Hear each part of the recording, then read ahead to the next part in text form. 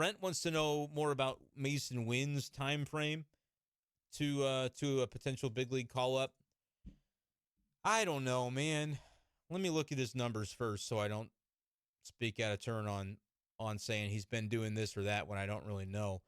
Like offensively, he's kind of been meh relative to. I mean, he's got 5 homers. He's heating up for sure because he kind of was had a little bit of a slow stretch there, as I recall. So for him now to be at 744 OPS, that's good. He's major league ready. I mean, he is defensively.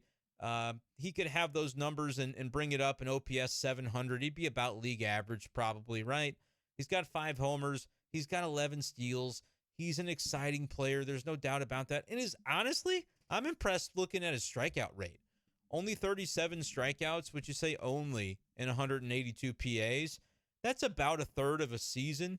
Well, I guess it's not. I guess it's about a fourth of a season when you get into the big leagues in terms of games played, 38.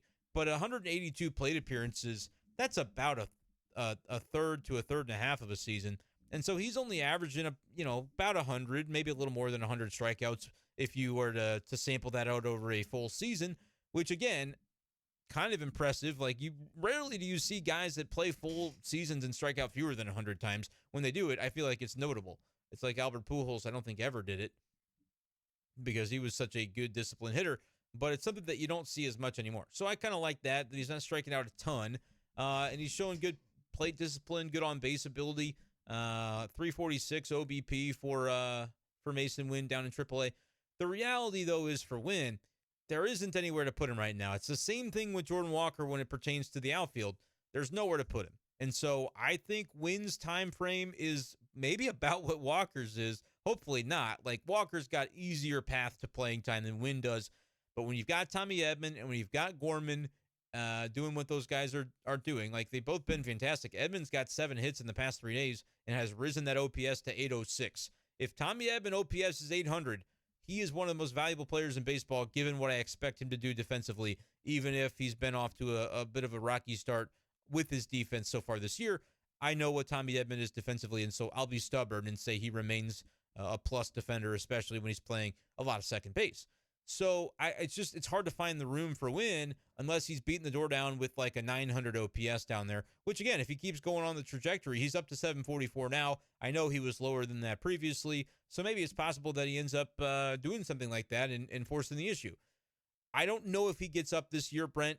With injuries, he would. Like if Paul DeJong comes up injured, you could make a case that Winn should come up that day. If Tommy Edman comes up injured, you could make a case that Winn should slot right into the exact role that he was playing if the offense continues to be what it's been for Winn recently, where he's been able to rise the OPS to the mid-750s, showing some good play discipline, things of that nature. Will the Cardinals do that? I don't know. The other factor is the 40-man move, but not to minimize a guy because of his injury, but Jose Fermin, you could punt him off the bridge if you had to, so to speak. They've got enough middle infielders, and he's a light-hitting middle infielder who is never going to be Masyn Winn offensively and may not be him defensively either, so I just don't think there's a redundancy there that you could fix if you needed to get Masyn Winn onto the 40-man. That would be probably a way to do it. Again, I hate to speak that way because the guy's injured. That's why he hasn't been able to prove himself and show himself. And he is a younger guy. For me, he's only like 23, 24. The Cardinals obviously liked him enough to pick him up when they did, but I just don't really think that he is at a position where they desperately need him on the 40-man if they decide they need the spot. So, but that's kind of my thoughts on Masyn Winn. He's been good. I said he was kind of meh offensively. That's not really fair. That's what he had been. But then when you consider the fact that he's been able to increase those numbers a little bit, as I guess I can kind of show you what we're looking at with Masyn Winn here, with what he's been able to do as we add that to the stream. There's his numbers there, 260 batting average, OPS 744, which is solid. It's the 5 home runs, like that's a 15 home run pace, 15 to 20. So he's showing some pop. He's got the speed, the athleticism. I feel like he's a guy that he's going to be a dude when he gets to the big leagues. I really do believe that. And that might mean, OPS 750. He can be a dude and be one of the best defensive shortstops if he continues to apply himself in those areas. We know the raw skills are there for Masyn Winn defensively. He can OPS 750 to 760 and be a very, very valuable shortstop for the Cardinals. Kind of the Tommy Edman ilk, but I would say that with the arm strength and the things that Winn can do athletically, I think more of an upside at shortstop defensively than Edman does. But I'm not looking to trade a Tommy Edman, but I am also saying that it's going to impact Winn's time frame unless there's an injury. But longest it could be is he'll be with the big league club opening day next year. I do believe that if he continues to progress, because as much as DeYoung I think can still have a good year, he's not going to be with the team next year more than likely, just based on the trends of the way things have gone for him historically. He'll level out a little bit. Hopefully he's still productive, but is he going to be productive enough to pick up that option? I don't think so. And so Masyn Winn will be, that's exciting to think about. When you look at this Cardinals team, and they've still got some more good years with Arenado and Goldie, and I think you re-sign Goldie when his contract comes up. You'd be insane not to let him finish as a Cardinal. And if he plays with enough longevity, that's a potentially Hall of Fame career. I know he's was a little older when he got his start, but Goldschmidt has been the pinnacle of first base play for years and years and years in the National League. So you want to get him long-term. Arenado's only 32, I think. So you get those two guys. Gorman elevating into a guy that's doing what he's doing right now. Add Walker and Winn to that. Add Contreras to that, because he's going to be a guy that's around for the next 4 years beyond this one.